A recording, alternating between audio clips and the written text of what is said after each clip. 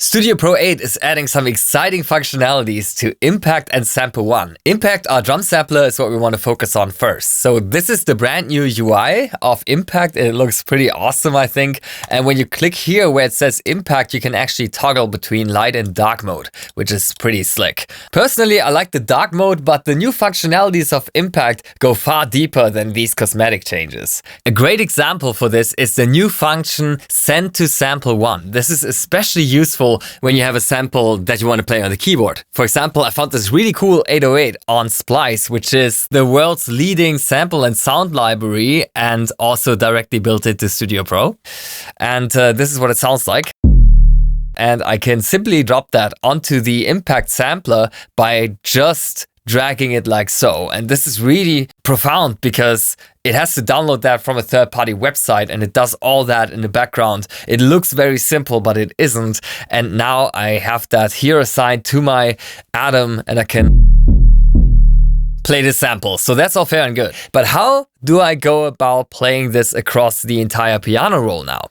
Well, we have a new function in Studio Pro 8 for that, and that is accessible through a right click, Send to New Sample One. When you click that, a new instance of Sample One is opening up right away, and you can play this sample across multiple octaves.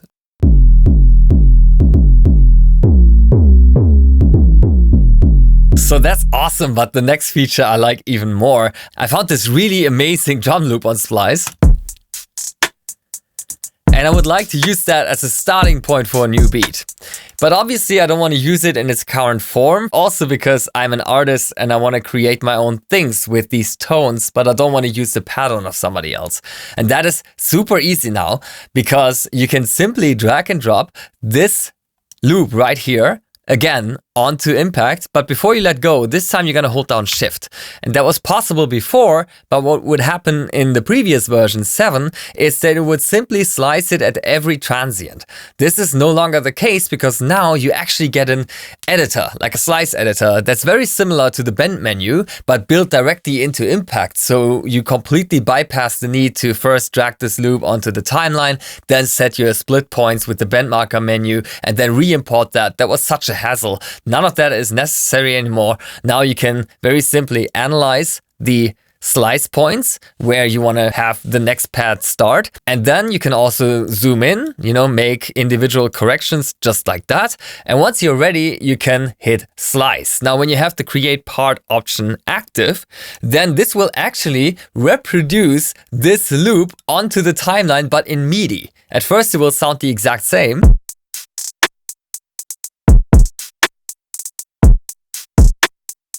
But now you can do things that are very hard to do in audio editing and extremely easy in MIDI editing. For example, this. So that's super powerful, right? Especially when you consider that once you have found your beat, you can then drag that straight back into Splice just like that and get, for example, suggestions for a matching bass line. And that's gonna tear the roof off.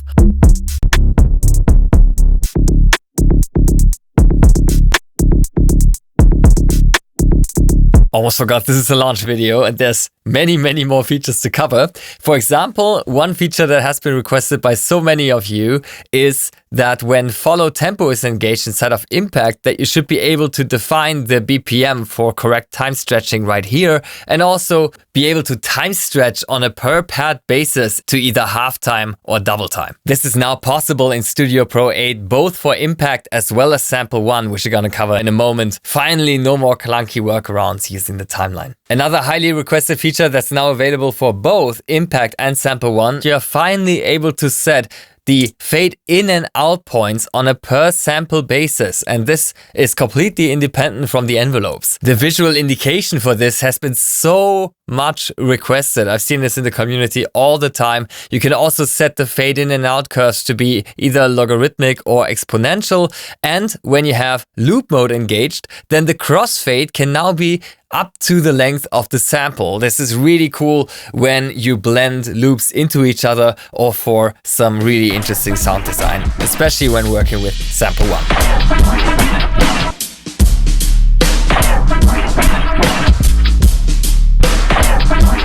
Now that we're already on the topic, let's talk about Sample One. First of all, it has a gorgeous new UI that, just like with Impact, can be toggled between light and dark mode. Dark mode looks especially nice on Sample One, I find.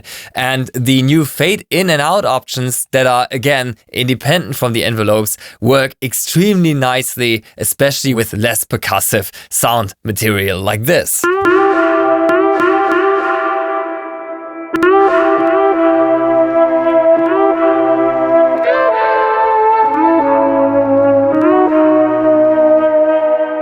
Amazing, right? Especially together with the brand new Studio Verb plugin that I'm also gonna feature in a dedicated video, so stay tuned for that one.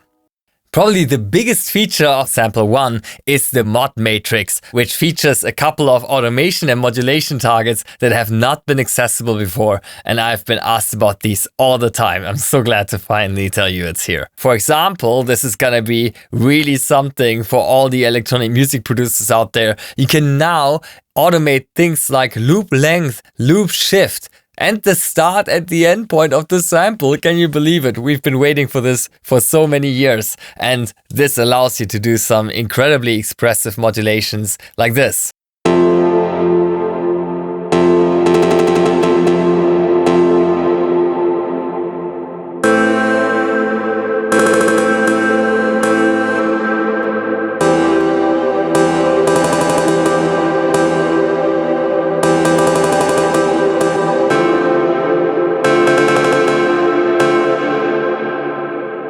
It's probably hard to miss how excited I am about the new features inside of Sample One and Impact. Hope you're gonna like them as much as I do. And thank you so much for watching.